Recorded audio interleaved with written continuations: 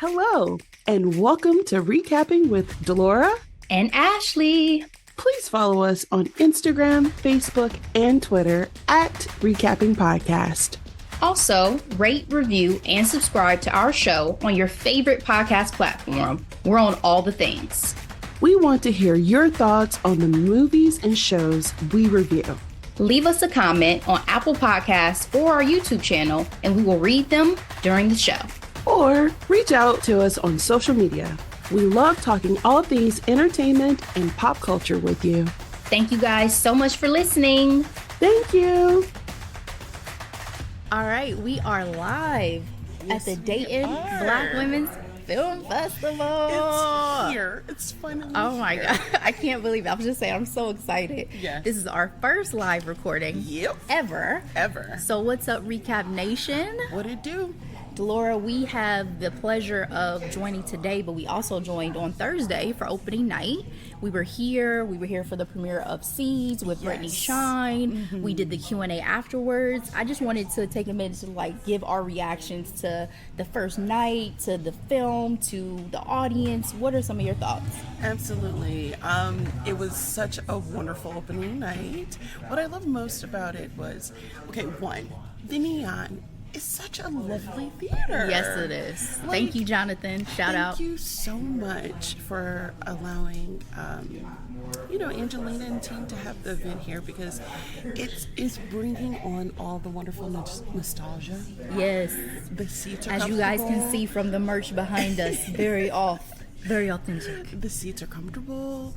They're spacious, and it was just a wonderful, comfortable event. And then, I'm a snack person when we come to the theaters. Yes.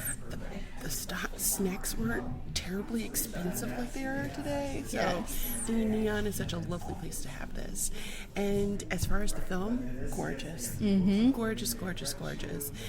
She really tapped into culturally the whole 40 acres and the mule, what it means to be a black farmer today. Yep. And the obstacles and hurdles that they still have. Yep. And just even wondering who's gonna inherit it. Yeah. So guys, just for a little bit of understanding about the film, this is a documentary that Brittany Shyne did that actually won U.S. Best Documentary Prize at Sundance. Jury. There you go, Grand Jury. I knew I was going to butcher it. And this was the Dayton premiere showing, and essentially it is a 2-hour documentary that doesn't really even have a whole lot of voiceover. It's more so just allowing a slow play of the life of these farmers to unfold. Yes. And it follows multiple black farmers in the South. It's Georgia and I think maybe Mississippi, but primarily Georgia. And it's done in black and white. Which made it very, very, very powerful to me. It really does. Because it stands apart. I always say when things are done in black and white and or subtitles, it just hits you different. Yeah. And then I wasn't sure if we were going to get the politics in there. Girl. And we did. Girl. And, back to what I was saying with the whole 40 acres and the mule. The role the government has played in... And this was the Biden administration, baby, we were dealing with. But the way that this government has constantly given black people the short end of the stick. Yeah, and the fact that conversation, that honesty was in there of whoever in government they were talking to saying, the reason why there's the delay, as black people, there's always going to be more scrutiny when we are trying to get dollars because white farmers will sue. And it's why would we have to wait 9 or 10 months? We've been waiting. People are dying. Waiting. And that's the part where I actually had a conversation with my husband. I'm like, at some point, are y'all expecting these farmers to die? So yes. You don't see it through? Yes. Also powerful when they gave the statistic of back in 1910, black people owned 16 million acres of land. Girl. As of today, 1.5 or something like that. Yeah. That powerful. Yes. Yeah. The farmer who we got to see the generational legacy was, I see why he was on the poster. Yes. Because I was he's the one who gave me a lot. Not that everybody did not, because everybody did. Let me be clear about that. But I feel like I was able to very much understand his arc Absolutely. And understand, again, when he's talking about, oh, I want my children to live on this land so that I can walk to see them. Not just my grandchildren, my great-grandchildren. Yes. I told the audience at the Q&A, it hit me when he said, I don't want my kids to just live in some apartment and just be looking out the window. Yeah. I want them to have the land. That gave me chills when I was watching it. It really does. Because that's our life. That is our life. We're city girls out here. We are very much city girls. We city girls out here. We don't know nothing about tending the land. No, not a nary thing. No. I think I would freak out if I saw a spider. No, I just freaked out when I saw a spider last night. In fact. Well, I was currently freaking out. Side note, because if you listen to our podcast, we love a good side note really quick. Shout out to my peonies. I am official, gardener. I gardener things now. And I have 2 types of peonies. They are my favorite flowers. And one of the things that I kind of knew but didn't understand is ants are attracted to these flowers. Yeah. And are bees? Is that when they're attracts pollinators? bees? Yeah. But ants are the main culprit, and because of that, they've been making their way inside my house. And I was freaking out because I saw one too many ants in my house. Yeah, And I've I been was dealing with ants too. I was like, husband, if you don't spray this house, That's a man's job. immediately. That's the man's job. Immediately, we're gonna have a problem. So yeah, say all that to say, we are definitely city girls. Yeah. I'm just now becoming, we were talking about this plant moms, right? And this whole, I felt like I had a black thumb forever. Could not keep anything alive. But that's hilarious. I just think, again, powerful legacy. Yes. To have an opportunity. And guys, let me just give a caveat. We are live. So if you guys are hearing background noise, if you're seeing us waving at people, it's because people are coming in and out and we're acknowledging them. We also have our wonderful videographer extraordinaire, Ronald, behind the camera. Applause. So just want to give him acknowledgement because he set all this stuff up. We are in awe of just the equipment, right? Because Delora and I, usually, y'all know, we're recording over Zoom. Listen.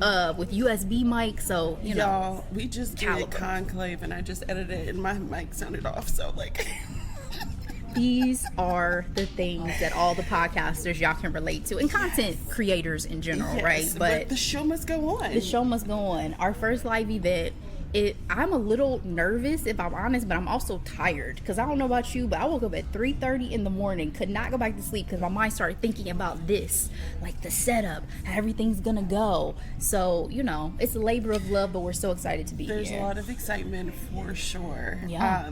I will say, and this isn't a critique, but this is me as an audience viewer of the film. Yeah. And honestly, I read upon this leading up to the event. They talked about how Brittany Shyne does a great job not force feeding you. Yes.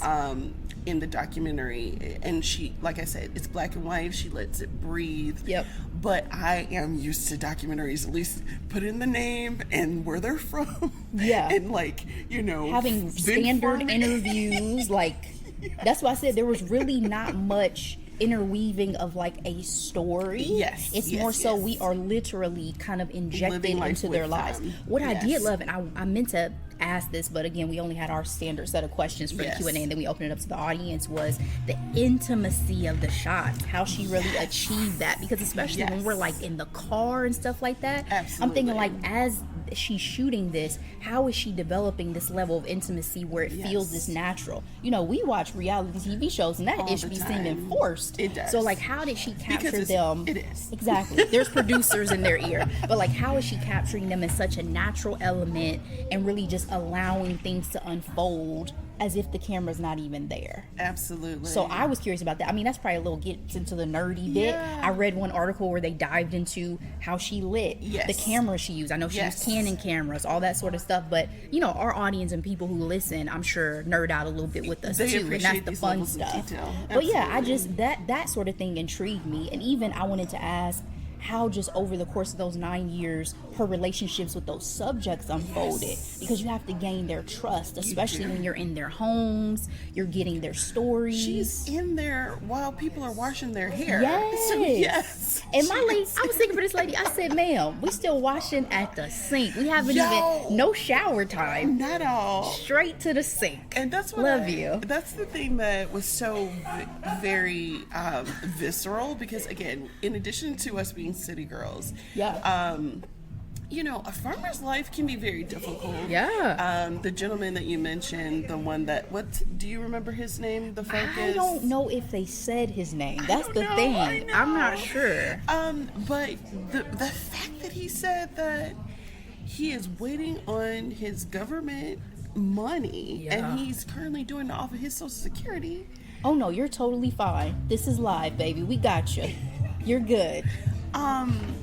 That's only $900. Girl, a month. A month? I was like, no wonder he's Mr. Fix-It. You know? First of all, I was like, if he fixed one more thing. No. What I love is I was like, not to be cruel, but I was like, this is my type of man because No. This is real. Doing stuff with his hands, I was like, this is so attractive. He can fix stuff for me. My guy was like, this guy wanted extra money to put blocks under the whole house. Nah, like, I got it. But then the other part of me who's learning to delegate is like, I pay for convenience now. But that's the thing, it's a slower lifestyle. It is a slower. You didn't see anybody watching TV but like one family. And then I love it even for the children because they're spending time with Pop. Yes.